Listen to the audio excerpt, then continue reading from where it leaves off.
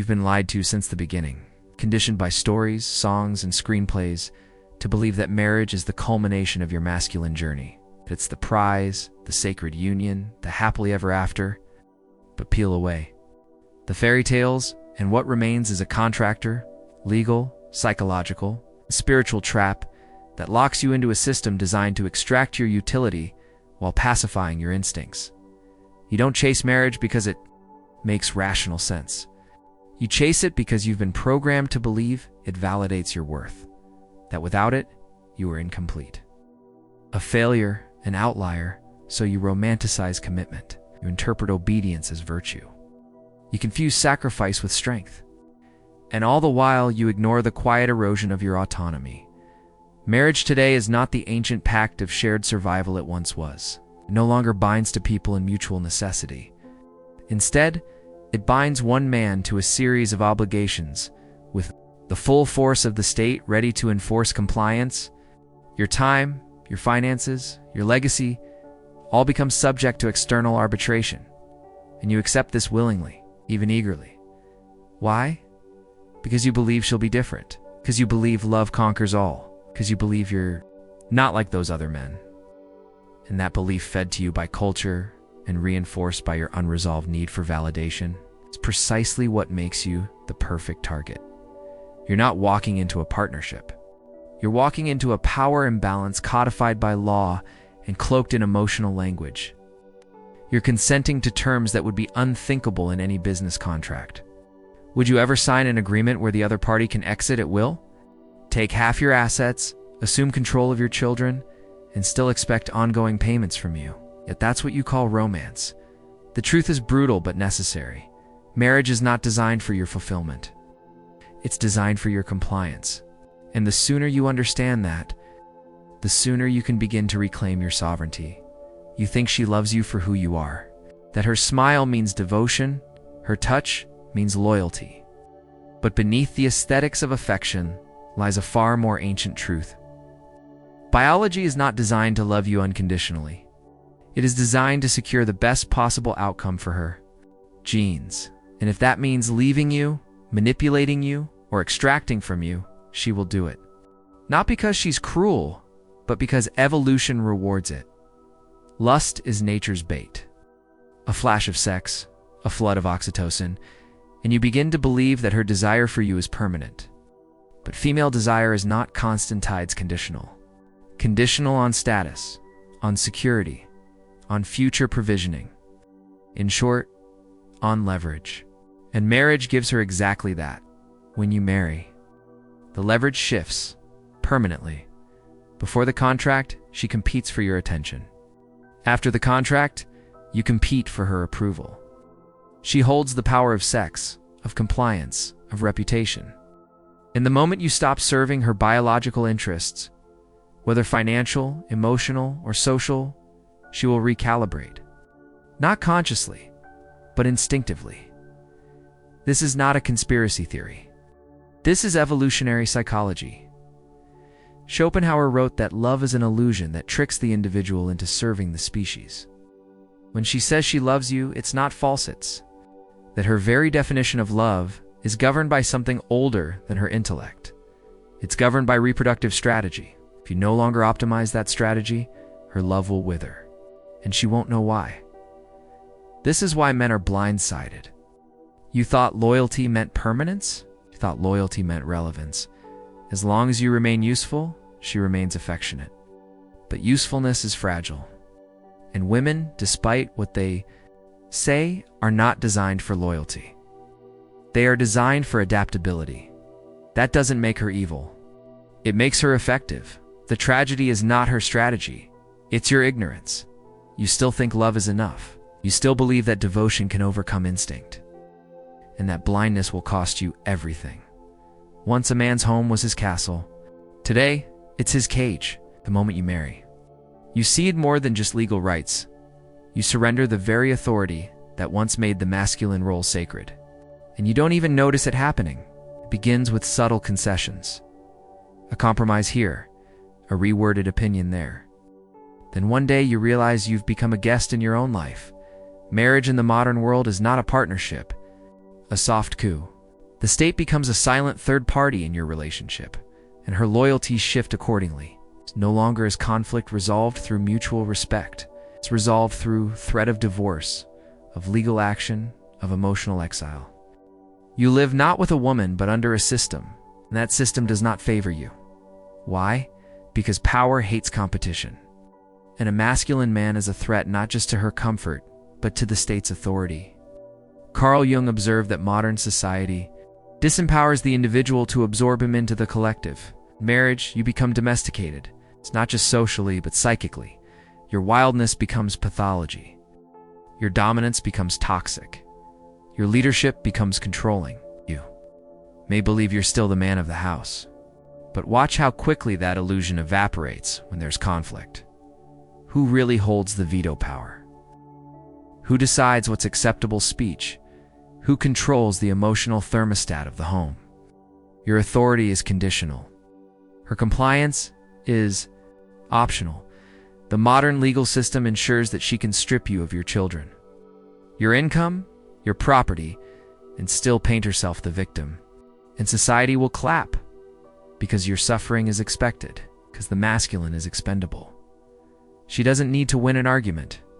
She just needs to threaten exit. The laws do the rest, and yet you think compromise will protect you. You believe that being a good man will buy you peace. But goodness, in her eyes, often means submission, and submission breeds resentment. From both of you, the home is no longer a domain for masculine order. It is a courtroom, a daycare, a negotiation. Tableland, you're always one misstep from forfeiture. You don't marry a woman. You marry a mirror. Carl Jung called it projection, your unconscious mind casting its disowned fragments onto others. In love, you see not who she is, but who you need her to be. The nurturing mother you never had. It's the perfect witness to your worth, the feminine balm to your unhealed masculine wounds. It's the deeper your wounds, the brighter the illusion. You think it's love, but it's compensation. You didn't choose her by logic. You chose her because something in you screamed, she will finally make it all right. You saw her as salvation. Ow. But projection blinds you to reality. And the more you idealize her, the more power you hand over until she's no longer a woman, but a symbol of your own missing wholeness. That's not partnership. It's a psychological enslavement. She didn't ask to carry your pain, but she benefits from it, because when you project, you don't set boundaries. You plead. You don't lead, you appease. You don't question her. Behavior, you internalize it as your failure. If only I were better, you think, then she'd be happy. But her happiness was never your job. Your obsession with earning her love is the residue of a childhood script. You never rewrote, and so you marry the woman who activates your shadow. The one who reflects your inadequacies, your hunger for validation, your fear of abandonment. Doesn't cause your pain, she reveals it. That revelation can lead to healing, or it can lead to ruin. But here's the catch. Once she senses your need for her to complete you, she loses respect. Instinctively, irreversibly. The masculine that cannot stand alone is not attractive. What she admired in you, your edge, your detachment, your self-possession dissolves under the weight of your unconscious clinging. And the more you give, the more she withdraws. You married your projection. And when that projection collapses, so does the relationship. Real love cannot grow where projection dominates. Individuation, the process of becoming wholly man's. You confront your own darkness, not outsource your healing to a woman.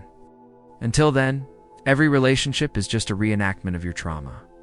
You call it love. He called it trickery. Schopenhauer didn't romanticize the mating game. He exposed it. To him, romantic love was nature's sleight of hand, a biochemical deception engineered to seduce you into sacrifice. You don't fall in love because it makes sense. You fall in love because your biology conspires against your reason. Become obsessed. You imagine permanence. You mistake her approval for cosmic alignment. And in that state, you agree to anything. Marriage becomes the logical next step in the madness. But logic has nothing to do with it. What you're really doing is surrendering to a blind drive for genetic continuation. Your soul craves transcendence, but your genes crave replication.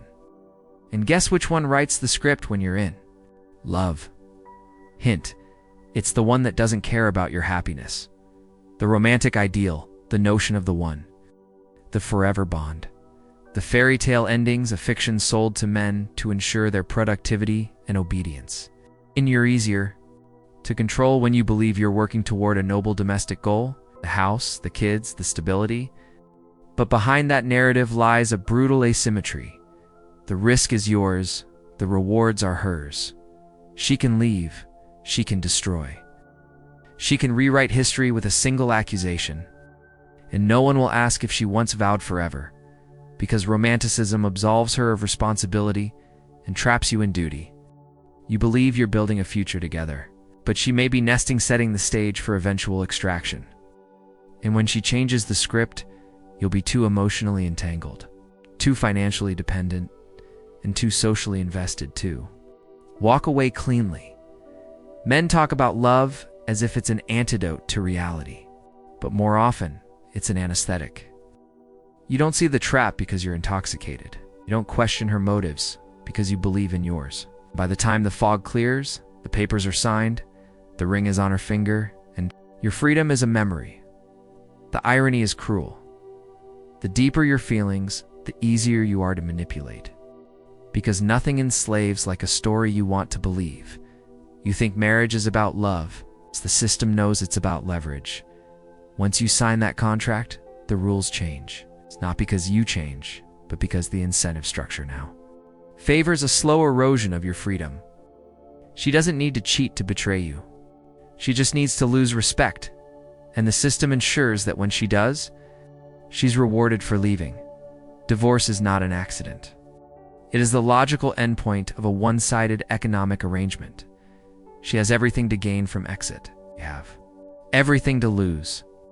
Alimony, custody, child support. These are not punishments for misconduct. They are the default settings of a rigged game.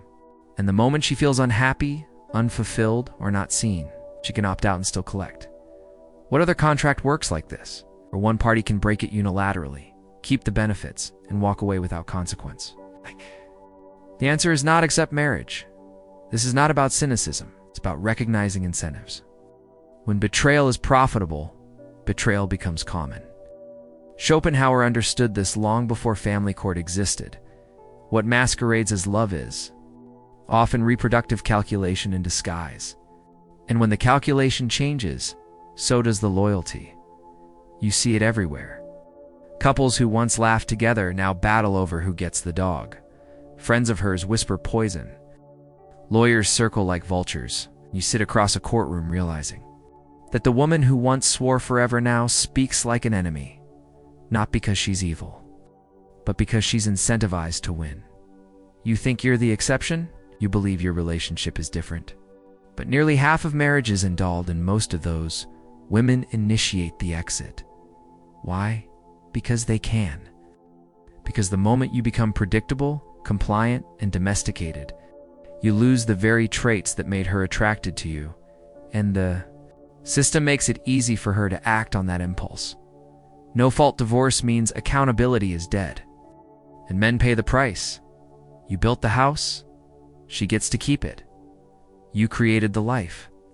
She gets to edit you out of it, and the worst part? You agreed to it. When you marry, you don't just share your life, you'll offer it up for negotiation. Every value, every preference, every boundary becomes a potential item on the chopping block. Slowly, silently, your identity is carved into palatable pieces until only a shell remains, a version of yourself engineered for harmony, not truth. It doesn't happen all at once. It begins with something small, a joke you stopped telling because she didn't laugh, a hobby you dropped because she called it immature, a friend you see less often, a dream you delay. But with each concession, a fragment of your selfhood is lost, and in its place grows something more acceptable, but far less real. Marriage becomes a slow erosion of authenticity. It's justified by the illusion of compromise. You tell yourself it's maturity. That sacrifice is love. But what you're really doing is bargaining with your own soul to maintain peace. You become emotionally codependent, your moods contingent on her approval, your identity curated to prevent conflict. Over time, you become a man who doesn't even recognize his own thoughts without checking her face first. This is the quiet tragedy of domestication. Oh. You didn't lose yourself overnight. You just bartered him away piece by piece. And when you finally notice the hollowness, you're told it's your fault, that you're emotionally unavailable, that you're distant. But how can you be close to someone when you no longer know who you are? You're not a partner, you're a performance. And the worst part, she senses it and resents you for it. The masculine is not built for chronic compromise. It's built for conviction, clarity, and forward motion. When you begin negotiating your instincts, your values, your desires, you become what Jung would call unintegrated, a fragmented psyche. And in that state, you are powerless. She doesn't want a man she can mold. She wants a man who can lead. But the very structure of modern marriage rewards appeasement, not sovereignty. And so you shrink, you bend, you apologize, till one day you wake up and realize you've become utterly replaceable even to yourself.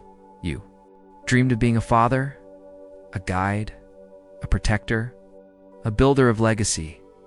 But in the modern marriage, fatherhood no longer means authority. It means servitude. You are expected to provide without question, nurture without limits, and sacrifice without recognition. Yet the moment you assert control, discipline, or structure, you're labeled oppressive. The moment you demand respect, you're called controlling. You're not a father. You're a wallet with emotions. The system is stacked against you from the moment your child is born. Legally, your parental rights are weaker than hers. Culturally, your role is seen as optional. Emotionally, you're treated as a backup plan. She's the primary caregiver, the assumed nucleus of the child's universe. You, disposable, replaceable, and if she decides she's done with you, she can vanish with your children, and the state will help her do it. Family court doesn't care about fairness. It cares about precedent. Precedent says, the man pays, the woman parents. You may love your children more than life itself, but love won't win you custody. It won't stop the alienation. It won't protect you from being erased. You'll watch your son grow up under another man's roof. You'll hear your daughter call a stranger dad. You'll be reduced to weekends and holidays, to supervised visits, to writing checks. While being painted as absent, society will call it balance. Jung warned of the psychic collapse that occurs when the masculine is stripped of its generative power. And here you are, biologically a father, spiritually a ghost. Your legacy? Reduced to bank transfers and guilt. You may be present, but you are no longer potent. Children know, they feel it. They mirror the power structure around them. You wonder why your son disrespects you, why your daughter doesn't listen. It's because even they can see you have no power, not real power, not the kind that comes from authority, respect, and rootedness. You've become a Naridiva, faded photo in a wallet she gets to keep. And it didn't have to be this way. But the moment you married the system, you married its terms. You want to make her the villain? To believe that she planned your downfall? That every cold glance, every withheld touch, every escalation was part of a grand betrayal. But the truth is more sobering. She's not evil, she's adaptive, and you were never the exception. Were the pattern? She didn't wake up one day and decide to destroy you. She responded to incentives. She followed instincts older than civilization. When she tests you, manipulates you, withholds from you, it's not malice, it's survival. Evolution rewards her for detecting weakness, exploiting stability, and recalibrating toward higher value opportunities. She may not even realize she's doing it. Female. Psychology is designed for contingency. Her brain is optimized for future security, not loyalty to past vows. She evolved in a world of danger where dependence could mean death. So she learned to scan for power, protection, provision, and to shift when those things were threatened. When you stop embodying those qualities, her instincts activate. This is why apologies don't work, why gifts don't rekindle desire, why talking it out feels like shouting into a void. Because once she's recalculated your value downward, the algorithm doesn't reverse. Her psyche adapts. You, on the other hand, cling. You try harder. You offer more. And every act of desperation confirms her instinct. You are no longer the man. Jung would call this your anima turning against you, your internal feminine becoming distorted and externalized. You want her to redeem your broken self-image, but she can't. And she won't. Not because she's cruel, but because she doesn't need you anymore. You believed in permanence. She believes in positioning. The tragedy is not her nature. It's your denial of it. You expected loyalty from a creature designed for adaptability. You expected fairness from a system designed for extraction. And in that gap between your expectations and reality, your identity collapsed. But now you see it. She's not your savior. She's not your soulmate. She's a mirror of your evolutionary blindness. Blaming her won't save you. Understanding her might. There is no reforming the system, no rewriting the contract, no magical version of marriage where the risks disappear and the rewards stay intact. The only way out is through disillusionment, through grief, through radical sovereignty. You must let the fantasy die so the man can emerge. You were taught that freedom is selfish, that self-ownership is loneliness, that opting out of the institution means opting out of love itself.